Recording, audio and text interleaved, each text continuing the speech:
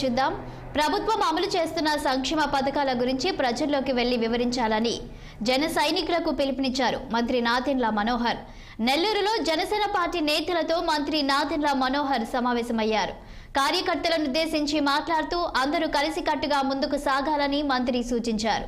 జిల్లా సమగ్ర అభివృద్ధిపై ప్రత్యేక దృష్టి సారించినట్లు తెలిపారు. మహిళలకు ఉచిత గ్యాస్ అందిస్తున్నామన్న నాదెండ్ల మనోహర్, డిప్యూటీ సీఎం పవన్ కళ్యాణ్ నేతృత్వంలోని కూటమి ప్రభుత్వం పేదల సంక్షేమానికి కృషి చేస్తుందన్నారు.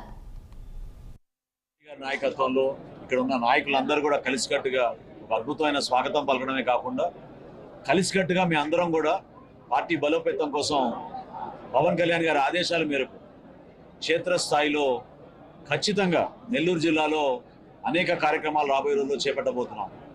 గతంలో నిలబడ్డాం. ప్రతిపక్షంలో ఉన్నప్పుడు కూడా మేము రైతుల పక్షాన, సామాన్య ప్రజల పక్షాన అభివృద్ధి కార్యక్రమాల గురించి ప్రత్యేకంగా ఎన్నో ఆందోళనలు చేశాం. అదేవిధంగా ఇప్పుడు ప్రభుత్వంలో ఉన్నా కాబట్టి బాధ్యత పెరిగింది.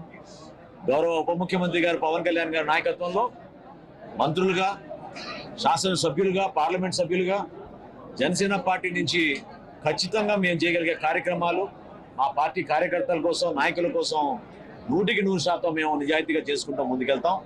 నెల్లూరు జిల్లాలో గతంలో ఎప్పుడు లేని విధంగా పెట్టుబడులు తీసుకురావాలి, ఉపాధి అవకాశాలు కల్పించాలి. ప్రత్యేకంగా పవన్ కళ్యాణ్ గారికి నెల్లూరు జిల్లా పైన ఉన్న అభిమానంతో ఆయన కూడా రాబోయే రోజుల్లో పర్యటించి ఇక్కడ పంచాయతీరాజ్ వ్యవస్థని ఇంకా బలోపేతం చేసేగా అందరం కూడా ముందుకెళ్తాం. ఈ సందర్భంగా మిత్రులందరినీ కూడా ప్రత్యేకంగా నేను ధన్యవాదాలు తెలుపుకుంటున్నాను. వేసవిలో పంటలు